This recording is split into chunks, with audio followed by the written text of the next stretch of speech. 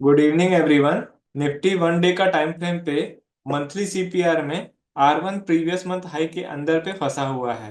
ये R one previous month high एक resistance zone में है। जब भी रेजिस्टेंस जोन के अंदर पे प्राइस आता है फंस जाता है। जब तक रेजिस्टेंस जोन के ऊपर या नीचे नहीं उतर जाता क्लोजिंग बेसिस पे, तब तक मार्केट में एक मोमेंटम क्रिएट नहीं होगा। यहाँ पे डिसेंडिंग सीपीआर का केस है और R one previous month high के बीच में फंसा हुआ है। जब तक फंसे रहेगा तब तक प्रॉब्लम होगा। नीचे से 20 का सपोर्ट आ रहा है तो ऊपर की तरफ में जाने के चांसेस ज्यादा लग रहे हैं, और अगर नीचे जाता भी है तो नीचे से बाउंस होने के चांसेस ज्यादा हो जाएंगे। ये अगर क्लोजिंग बेस पे स्ट्रॉन्ग कैंडल क्लोजिंग बेस पे अगर नीचे की तरफ में आता है तब फिर वो धीरे से नीचे आ सकता है। अभी वीवैप 20 को क्रॉस करके ऊपर की तरफ में आ गया है तो ये डेफिनेटली ऊपर की तरफ में है, लेकिन जब तक इस रेंज के अंदर रहेगा तब तक मार्केट में एक साइडवेज मोमेंटम रहेगा। 1 घंटे के टाइम फ्रेम पे आते हैं। यहाँ पे भी असेंडिंग सीपीआर का केस है। सीपीआर के जो लेवल्स हैं, bottom central pivot, top central pivot और पिवोट की लाइन, ये थोड़ी दूर दूर है। तो जब ऐसा कंडीशन रहता है तो जो बीच वाला लाइन है पिवोट का, ये मेन लाइन होता है। तो आज मार्केट ओपन हुआ, टॉप सेंट्रल पिवोट पे ओपन हुआ और धीरे से क्या है 20 से ऊपर गया और वीवेप को भी तोड़ के ऊपर गया, क्लोजिंग बेस पे क्लोज कर दिया। लेकिन यहाँ से फिर से एक बियरिश मोमेंटम आया और वापस वो पिवोट तक गया था, क्योंकि पिवोट का लाइन जो होता है ना वो मेन बेस लाइन होता है। जब तक वहां नहीं आएगा तब तक मार्केट में एक मोमेंटम आता नहीं है। तो ये पिवोट पे आ गया है, अब इसके बाद का जो मोमेंटम है ना वो ठीक मिलेगा। सीपीआर के अगर अंदर रहेगा तो न्यूट्रल जोन हो गया। अभी ये सीपीआर से बाहर की तरफ में निकला है क्लोजिंग बेस पे, और 20 और वीवैप का कॉम्बिनेशन अभी भी अपसाइड की तरफ में दिखा रहा है। अब आ जाते हैं 5 मिनट के टाइम फ्रेम पे। 5 मिनट के टाइम फ्रेम पे आज का मार्केट नैरो सीपीआर पे था, लेकिन डिसेंडिंग सीपीआर था। तो जब डिसेंडिंग सीपीआर रहता है तो सीपीआर ऑलरेडी एक रेजिस्टेंस का काम करता है। पहला कैंडल जो बना है वो सीपीआर के थोड़ा सा नीचे बना था और इसमें ऊपर भी वीक था और नीचे भी वीक था। वीवेप और 20 का कॉम्बिनेशन आपस में चिपक गया था, इसलिए कोई मोमेंटम क्रिएट नहीं हुआ था। मार्केट नीचे जा रहा था तो ऊपर खींच दे रहा था, ऊपर जाता था तो नीचे खींच दे रहा था। तो जैसे फर्स्ट कैंडल तो ऊपर नीचे भी बनाया, उसके बाद सेकंड कैंडल भी ऊपर और नीचे भी बनाया था, लेकिन ये सीपीआर के नीचे था। जब सीपीआर के नीचे रहेगा डिसेंडिंग सीपीआर में तो नीचे जाने के चांसेस ज्यादा रहेंगे। नीचे गया था, लगभग 9:25 का कैंडल नीचे गया था, लेकिन इसके पहले का जो साइडवेज मोमेंटम था वो आज भी बना हुआ था। इसी वजह से जब इसका लो आया, जो प्रीवियस डे है उसका रिसेंट लो जो आया, वहां से मार्केट वापस बाउंस हो गया ऊपर की तरफ में। सीपीआर से नीचे जो भी कैंडल बन रहा है वो एस वन प्रीवियस लो तक तो आना चाहिए, लेकिन यहाँ से वापस पलट के ऊपर की तरफ में आ गया। अब इसमें ना नीचे की तरफ में वीक नहीं आया है, तो ये जो कैंडल बना है वो बहुत स्ट्रांग बना है और ये सेलर को खा गया। तो जब ऐसा कंडीशन रहता है, जब ये अपने प्रीवियस कैंडल को खा जाए ग्रीन कैंडल, तो ये सेलर को हटा दे रहा है। अब कौन आएगा? बायर आएंगे। तो ये वीवेप के जैसे ऊपर में क्लोज दे दिया और पिवोट लाइन के ऊपर में गया, तो हमको समझ जाना है कि अब ऊपर की तरफ का मोमेंटम आएगा।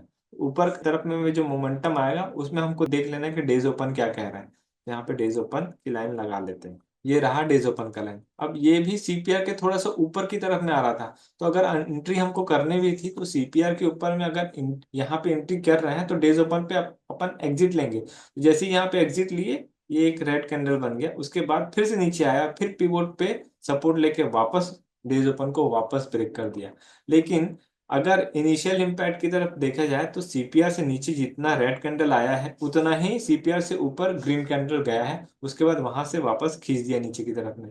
हमेशा याद रखिए, जब डिसेंडिंग सीपीआर का केस होता है तो सीपीआर के ऊपर में जो पोजीशन बनाएंगे तो कॉल साइड में जाने की अपेक्षा हमको पुट सेल को ज्यादा प्रीफर करना है। और जब R one previous day high को ब्रेक कर देता है तब फिर ना अच्छा मोमेंटम आता है, क्योंकि उसमें ट्रेंड रिवर्सल का केस होगा। और डिसेंडिंग सीपीआर में सीपीआर से नीचे पुट की बाइंग ठीक रहती है, क्योंकि वो मोमेंटम के साथ में है। अब यहाँ पे ऑलरेडी जो निफ्टी का प्राइस है वो एक कंजक्शन जोन पे फंसा हुआ है, जहाँ पे नीचे भी सपोर्ट आ रहा है और ऊपर भी रेजिस्टेंस आ रहा है। तो ऊपर वाला ऊपर से दबाएगा, नीचे वाला नीचे से दबाएगा। कई बार ऐसा होता है कि नीचे जाने की कोशिश किया लेकिन बाउंस हो गया, फिर ऊपर जाने की कोशिश किया फिर बाउंस हो गया नीचे की तरफ में। तो ऐसे केस में जो टारगेट है वो नहीं मिल पाते हैं। मैंने आपको पिछले बार भी ये बताया था कि ये जो इनिशियल इम्पैक्ट आया हुआ है, इसका असर अभी रहेगा, जब तक इसके अंदर चलेगा मार्केट में एक साइडवेज मोमेंटम रहेगा। तो ये लेवल अभी तक इसका जो बॉटम है ना, वो आज आकर के मिला है। जो लास्ट कैंडल बना था 1:40 पे, इसका बॉटम और इसका बॉटम लगभग लगभग सेम है। तो अब इसका जो इम्पैक्ट है ना, वो धीरे से खत्म होने वाला है। यहाँ पे एक अब मोमेंटम आ सकता है, इसको अपन देख लेते हैं कि आज का ट्रेड किस किस तरीके से था। सीपीआर के ऊपर में एक बुलिश कैंडल बना था, तो डेज ओपन को ब्रेक किया तो ऊपर की तरफ में ट्रेड प्लान बना। लेकिन ध्यान रखना कि अगर सीपीआर से नीचे जाके एक वापस ऊपर की तरफ में आ गया है तो मिरर इमेज बनता है। मिरर इमेज में सीपीआर से जो ऊपर जाएगा वो उतना ही ऊपर जाएगा जितना वो सीपीआर से नीचे गया था, है ना। तो आपको यहाँ पे प्रॉफिट बुक कर लेना है, बड़े टारगेट की तरफ में नहीं जा सकते क्योंकि डिसेंडिंग सीपीआर है। अगर ये असेंडिंग सीपीआर रहता कल के जैसा, ये कल के जैसा असेंडिंग सीपीआर रहता तो हो सकता था ऊपर की तरफ में चले जाता। लेकिन डिसेंडिंग सीपीआर के केस में थोड़ा सा सजग होकर के काम करना है। यहाँ पे कई लोग ट्रैप हुए थे, यहाँ से वापस बाउंस होकर के नीचे गया, फिर थोड़ा सा ऊपर जाने की कोशिश की, फिर नीचे की तरफ में आ गया। यहाँ पे जो लोग ट्रेड को यहाँ पे कट कर दिए थे वो लोग प्रॉफिट हो गया, लेकिन जो लोग यहाँ पे रुक के रखे थे R1 तक का, वो लोग वापस ट्रैप हो गया, क्योंकि इसमें प्रीवियस स्विंग भी 24,688 का आ रहा था। तो 24,688 जाना चाहिए था। लेकिन अगर ऐसे कंडीशन रहता है जब सीपीआर से नीचे कुछ कैंडल बन जाता है और वहां से वापस बाउंस हो गया ऊपर की तरफ, तो सीपीआर के ऊपर भी उतना ही पे हमको प्रॉफिट बुक कर लेना है, मिरर इमेज बनता है ऐसा केस। उसके बाद फिर सीपीआर से वापस नीचे की तरफ में गया, और ये एक बहुत अच्छा बियरिश कैंडल था, जिसमें हमको वीवेब को भी तोड़ रहा था और सीपीआर को भी तोड़ रहा था और डेज ओपन के भी नीचे था। तो ये अच्छा कैंडल था नीचे की तरफ में। बट यहाँ से भी मार्केट बाउंस कर गया ऊपर की तरफ में। अगर हम 1 घंटे का टाइम फ्रेम को यहाँ पे लगाते हैं, डेज ओपन को हटा दिए, एक और इंडिकेटर सेम वाला लगा देते हैं, और यहाँ पे सेटिंग में जाके इसको ऑटो से वीकली सेट कर देते हैं, ओके कर देते हैं। तो आप देख सकते हैं जो 1 घंटे का टाइम फ्रेम है, ये 1 घंटे का टाइम फ्रेम का जो सीपीआर है वो यहाँ पे आ गया है। तो पहला सपोर्ट कहाँ पे लिया है, टॉप सेंटर पिवोट पे लिया है, फिर ऊपर की तरफ में गया। तो ऊपर की तरफ में जाता, अगर R1 प्रीवियस डे हाई को ब्रेक कर देता तो फिर बहुत बढ़िया मोमेंटम मिलता ऊपर की तरफ में, ट्रेंड रिवर्सल हो जाता। लेकिन हुआ नहीं, फिर नीचे आया तो और कंसोलिडेशन होने लग गया। अब सीपीआर की ये जो नीचे कैंडल बना है, यहाँ पे वापस ट्रैप किया है लोगों को, है ना। सेकंड कैंडल फिर से बिना वीक का नीचे कैंडल की क्लोजिंग हो गई, और सेकंड कैंडल बिना वीक का ऊपर की तरफ में आ जाता है। जब भी ऐसा कोई कैंडल बनता है, जैसे ये वाला कैंडल था, है ना, जिसमें नीचे वीक नहीं आ रहे हैं और यहाँ पे भी नीचे वीक नहीं आ रहे हैं, तो ऐसे कंडीशन में मार्केट में बाउंस मिलता है, क्योंकि ये ट्विजर बॉटम कैंडल होता है। तो यहाँ पे ट्विजर बॉटम कैंडल बता दिया था कि नीचे की तरफ में नहीं आएगा, अभी थोड़ा सा वेट कराएगा। और साइडवेज में ऐसा ही होता है कि ऊपर थोड़ा जाएगा, फिर वहां से बाउंस होगा नीचे की तरफ में, नीचे जाएगा तो फिर वहां से एक रिवर्सल होगा। इसी टाइप का होता रहता है। तो ये वाला कैंडल तो ट्रैप किया वापस से लोगों को, और धीरे धीरे करके जब सीपीआर की तरफ में आने लग गया, तो जब तक कॉल साइड में तब तक पोजीशन नहीं बनाएंगे जब तक इसका हाई ब्रेक नहीं हो जाता था, तब तक अपन ऊपर की तरफ में पोजीशन नहीं बनाते। तो यहाँ पे ऊपर की तरफ में गया नहीं, यहाँ यहाँ से नीचे आ गया।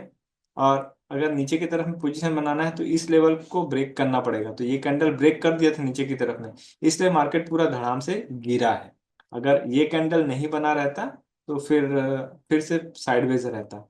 सेम पोजीशन कल के ही देख लेते हैं। यहाँ पे नीचे की तरफ में आया और फिर ऊपर की तरफ में चला गया, और फिर इसका नीचे रिवर्सल मिला तो S1 प्रीवियस डे लो पे आ गया था। इसके बाद का जो कहानी है, ऊपर की तरफ में तब पोजीशन बनाना है जब ये सीपीआर के ऊपर में चले जाता, और नीचे की तरफ में पोजीशन तब बनाना है जब इसका लो ब्रेक हो जाता। तो ऐसा ही कंडीशन आज का भी था। फर्स्ट आधे घंटे का लो ये बन गया, और उसके बाद का जो हाई है ये बन गया। तो ऊपर की तरफ में पोजीशन कब बनती, जब इस लेवल को ब्रेक करता ऊपर की तरफ में, और नीचे की पोजीशन तब बनेगी जब इसका लेवल नीचे की तरफ में ब्रेक होगा तब। तो यहाँ पे लोगों को ट्रैप किया नीचे की तरफ में, ऊपर गया तो यहाँ पे लोगों को ट्रैप किया। अब दोनों बार में जब लोग नीचे और ऊपर दोनों तरफ में ट्रैप हो गए, उसके बाद फिर साइलेंट नीचे की तरफ में आया। तो कैंडल्स जो है ना वो बहुत इंपॉर्टेंस रखते हैं अपने आप में। यहाँ पे जो सीपीआर पे ये जो बेरिश कैंडल का फॉर्मेशन हुआ है, शूटिंग स्टार कैंडल, ये बहुत अच्छा कैंडल था। तो जैसे ही इस शूटिंग स्टार कैंडल के नीचे एक कैंडल की क्लोजिंग हो जाती है, यहाँ पे हमको पुट साइड में ट्रेड बना सकते हैं।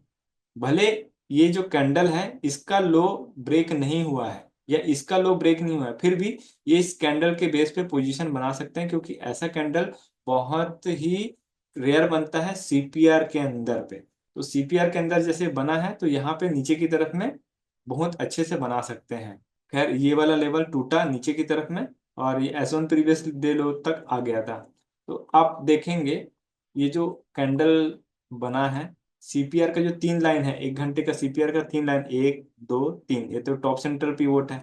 अब ये टॉप सेंटर पिवोट को नीचे की तरफ में ब्रेक कर दिया, उसके बाद ये वापस थोड़ा सा बाउंस होके टॉप सेंटर पिवोट से रिजेक्शन लिया है, डोजी कैंडल बनाया है। तो ये कैंडल रेड बनाया है, ये रिजेक्शन था। तो इसका जो नीचे की तरफ में गिरना है वो तय था। अब नीचे की तरफ में गिरेगा तो एस वन प्रीवियस लो अगर ब्रेक होगा तो हमको नीचे की तरफ में एस टू पे बनाना है पोजीशन। लेकिन इसमें भी एक बीच में एक सपोर्ट आ रहा था, वो कौन सा सपोर्ट है, ये वाला सपोर्ट आ रहा था। 1 घंटे का टाइम, सॉरी 1 डे का टाइम फ्रेम पे अपन आते हैं। ये आ रहा था previous month high, sorry pre R one, previous R one है, और ये प्रीवियस मंथ हाई। 5 मिनट में जाते हैं, ये एकदम बीचों बीच आ रहा था।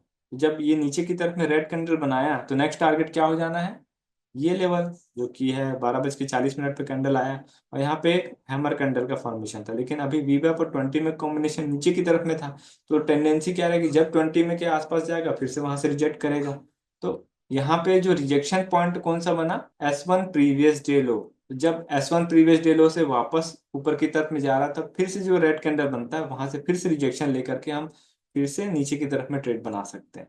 तो ये जो चैनल है वो धीरे धीरे करके नीचे की तरफ में गया, और यहाँ पे फिर से एक बुलिश कैंडल का फॉर्मेशन हो गया। इसको हम लोग बुलिश हरामी पैटर्न बोलते हैं।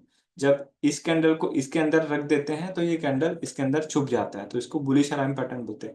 जैसे बुलिश हरामी पैटर्न बनता है ऊपर की तरफ में खींचता है, लेकिन 20 में था यहाँ पे। तो जब तक एस वन प्रीवियस डे लो के ऊपर में मार्केट सस्टेन नहीं होता तब तक ऊपर की तरफ में पोजीशन जाएगी नहीं। तो ये रेड कैंडल बता दिया फिर से नीचे आएगा। धीरे धीरे करके S one previous day low से नीचे आके एस टू की तरफ में चला गया पोजीशन। एस टू पे आने के बाद में यहाँ हम देखेंगे 1 घंटे का सीपीआर का पिवोट लेवल आ रहा है। तो सीपीआर के पिवोट लेवल मेन लेवल होता है, यहाँ से बाउंस करता है तो बहुत अच्छा कंडीशन होता है। तो यहाँ पे कोई भी बुलिश कैंडलस्टिक पैटर्न बनना चाहिए था। तो ये पैटर्न अगर अपन देखेंगे इस 2 कैंडल का पैटर्न, तो ये बुलिश हरामी पैटर्न है। बुलिश हरामी पैटर्न में जो हरामी है वो एक जैपनीज वर्ड है जिसका मतलब होता है कि प्रेग्नेंट लेडी। तो ये एक प्रेग्नेंट लेडी है और ये इसका एक छोटा सा बेबी है। जब ऐसा पैटर्न बनता है तो उसको बुलिश हरामी पैटर्न बोलते हैं, और ये मार्केट को ऊपर की तरफ में खींच देता है। तो पहली बार में ऊपर की तरफ खींचा, 20 से थोड़ा रिजेक्ट किया, फिर से 20 पे गया और बुलिश कैंडल के साथ में ब्रेक कर दिया। लेकिन इस कैंडल का सिग्निफिकेंस सेकंड कैंडल खत्म कर दिया, तो वेट करेंगे वापस। फिर धीरे धीरे करके ये ऊपर की तरफ में प्राइस को उछाल दिया। जाते हैं एस वन प्रीवियस डे लो। एस वन प्रीवियस डे लो को डिसाइसिवली जब ब्रेक कर दिया तो हमारा नेक्स्ट टारगेट क्या हो जाएगा, वी वैप हो जाएगा। यहाँ पे ये देखने वाली बात है कि जो वी वैप है वो कैसे आ रहा है, 3 बजे के आसपास आ रहा है। तो 3 बजे के पास का जो कैंडल है तो बड़ा कैंडल बनाता ही है। तो यहाँ पे ये बड़ा कैंडल बनना नॉर्मल है। ये जो 2 कैंडल बने हैं बुलिश वाले, ये सीपीआर के आसपास आकर के क्लोज कर दिए हैं। तो यहाँ पे अब जो चैनल का फॉर्मेशन है वो ऊपर की तरफ में आ गया है। क्यों ऊपर की तरफ में, नीचे गिरा था लेकिन नीचे से वापस बाउंस बैक हो गया ऊपर की तरफ में। तो अब नीचे जो सेलर थे वो वापस वहां से बाउंस बैक हो गया, अब बायर्स आ गए हैं। और अगला सीपीआर का जो लेवल है उसके ऊपर जाके कैंडल की क्लोजिंग मिली है। तो अभी इसका जो मोमेंटम है ना ऊपर की तरफ में जा सकता है। कल का डिसेंडिंग सीपीआर का केस है। डिसेंडिंग सीपीआर में क्या होगा, सीपीआर के नीचे रिजेक्शन होगा तो फिर एस वन प्रीवियस डे लो जाना चाहिए, और सीपीआर के ऊपर बुलिश कैंडल बनेगा तो R one previous day high जाना चाहिए। लेकिन R one previous day high के ऊपर में जाएगा तो ट्रेंड रिवर्सल कंफर्म होगा, फिर आर टू का लेवल हमको इजीली देखने को मिलेगा क्योंकि नैरो सीपीआर है। बढ़िया मोमेंटम ऊपर की तरफ में मिलेगा, शायद आर टू भी ब्रेक हो सकता है ऊपर की तरफ में, और ऊपर आर थ्री का लेवल जा सकता है। लेकिन आर टू और आर थ्री के बीच में हमको प्रॉफिट बुक कर लेना अगर आर टू के ऊपर में जाता है तब के केस में। और अगर नीचे की तरफ में जाता है, हाँ यहाँ पे पहला जो स्विंग है इसको भी देख लीजिए, ये स्विंग कहाँ पे आ रहा है, आर थ्री लेवल पे आ रहा है। तो जब आर वन के ऊपर में निकलेगा तो एक बढ़िया, अगर 24,700 का लेवल है ये अच्छे से बड़े कैंडल से ब्रेक होता है तब फिर आर टू की तरफ इजीली जाएगा, क्योंकि ऊपर की तरफ में रेजिस्टेंस ज्यादा नहीं है। और आर टू अगर ब्रेक होता है ऊपर की तरफ में शूट होता है प्राइस, तो फिर धीरे धीरे करके वो R3 की तरफ में जाने की कोशिश करेगा। फिर भी R2 के ऊपर में बीच में ही हमको यहाँ पे प्रॉफिट बुक एक ठो कर लेना, जो कि 24,800 का लेवल आ रहा है। इसके बाद में भी अगर ऊपर जाता है तो एक लॉट पे आप बैठ सकते हैं ऊपर की तरफ में। और अगर नीचे जाना है उस केस में क्या होगा, डिसेंडिंग सीपीआर है, लेकिन प्राइस अभी क्लोज हुआ है कहाँ पे, सीपीआर के ऊपर क्लोज हुआ है। इसी वजह से हमको ध्यान दे रखना कि अगर नीचे की तरफ में जाता है तो ट्रैप कर सकता है। सीपीआर के नीचे जाएगा तो पोजीशन तभी बनाना है जब S1 प्रीवियस डे लो को नीचे की तरफ में ब्रेक कर दे। अगर S1 प्रीवियस डे लो नीचे की तरफ में ब्रेक होता है तब फिर S2 की तरफ में हमको ट्रेड बनाना है। और उसके बाद में ट्रेड को अवॉइड करना है, क्योंकि नीचे में सपोर्ट आ रहे हैं, सपोर्ट लेकर के वापस बाउंस हो सकते हैं ऊपर की तरफ में। बेस्ट कंडीशन क्या रहेगा कि जब S1 प्रीवियस डे लो को अगर एक बुलिश कैंडल ब्रेक करता है ऊपर की तरफ में तो हमारा टारगेट सीपीआर हो जाना है। लेकिन अगर सीपीआर से नीचे की तरफ में जाता है तो प्रॉब्लम हो सकता है। मैं ये क्यों कर रहा हूँ, अब देखिए इसने अब S2 लेवल पे आकर के वापस बाउंस किया हो मार्केट में। तो ऐसे कंडीशन में क्या होता है, जब भी कोई ना बड़े सपोर्ट से मार्केट बाउंस कर जाता है ऊपर की तरफ में, तो नेक्स्ट डे अगर डिसेंडिंग सीपीआर भी बन रहा है तो सीपीआर की अगर नीचे प्राइस जाएगी तो क्या होगा कि नीचे थोड़ा सा आएगा फिर वापस बाउंस कर जाएगा। इसको मैं पहले के चार्ट में आपको समझाने की कोशिश करता हूँ एग्जाम्पल देकर। ये आया था पूरा सीपीआर के नीचे, S1 S2 S3 भी चला गया। अब ये बॉटम बना दिया, लेकिन अगला सीपीआर डिसेंडिंग सीपीआर था। तो यहाँ पे क्या हुआ, सीपीआर से नीचे उतर उतर तो गया लेकिन पूरा प्रीवियस डे आया नहीं, ये वापस बाउंस कर गया ऊपर की तरफ में। ऐसा बहुत बार देखने को मिला है। तो जब भी कोई मार्केट में सपोर्ट आ जाता है ना तो अगले सीपीआर में ना धीरे धीरे ऊपर जाने की कोशिश करता है, और सीपीआर के अगर नीचे भी आता है, जैसे कि यहाँ पे सीपीआर के नीचे कैंडल आया था लेकिन बाउंस हो गया ऊपर की तरफ में, तो ऐसा होता है। मेजर सपोर्ट लेवल आ जाता है तब के केस में। और पहले भी अगर देखेंगे तो ऐसा हुआ हुआ है। यहाँ पे देख लीजिए, इस जगह पे भी क्या हुआ था, मेजर सपोर्ट लेवल पे आया था फिर बाउंस हो गया ऊपर की तरफ में गया, लेकिन अगला सीपीआर डिसेंडिंग सीपीआर बना। तो देखिए सीपीआर के नीचे तो गया लेकिन पूरा S1 प्रीवियस डे लो पे नहीं आया, वापस बाउंस कर गया। तो ऐसे कंडीशन को ना हमको देख लेना है कि कौन सा मेजर सपोर्ट का लेवल आ रहा है। तो अभी मेजर सपोर्ट का लेवल कौन सा है, आपको पता है 1 घंटे के टाइम फ्रेम में हम पिवोट लेवल पे हैं। तो पिवोट लेवल से बाउंस हो गया ऊपर की तरफ में, तो अगर नीचे भी जाता है तो जब तक पिवोट लाइन को ब्रेक नहीं कर देता नीचे की तरफ में तब तक नीचे का ट्रेड को बनाना नहीं। ठीक है, और ऊपर की तरफ में ट्रेड तो आसान रहेगा। तो ये बातें आपको समझनी है ना। कल सीपीआर के अगर नीचे जाता है तो भले एक लॉट पे कीजिएगा, है ना, लेकिन रिवर्स हो सकता है ऊपर। फ्रेंड्स, अगर आपको हमारा कोर्स फ्री में चाहिए तो नीचे दिए हुए डिस्क्रिप्शन में जो हमारा डीमैट अकाउंट का लिंक है उससे आप अकाउंट ओपन कर सकते हैं और नीचे दिए हुए व्हाट्सएप नंबर पर शेयर कर सकते हैं। इससे आपको हमारा कोर्स फ्री में मिल जाएगा और जो हमारा पर्सनल व्हाट्सएप ग्रुप है उसमें भी ऐड कर दिया जाएगा, ताकि आपका जो भी क्वेरी क्वेश्चन डाउट है उसे आप पूछ सकते हो और सही समय पे सॉल्व करा सकते हो। अगर आपको हमारा कंटेंट अच्छा लगा तो वीडियो को लाइक ज़रूर कीजिए और चैनल में नए हैं तो चैनल को सब्सक्राइब कर लीजिए। For advance learning join our master class, link in the description below.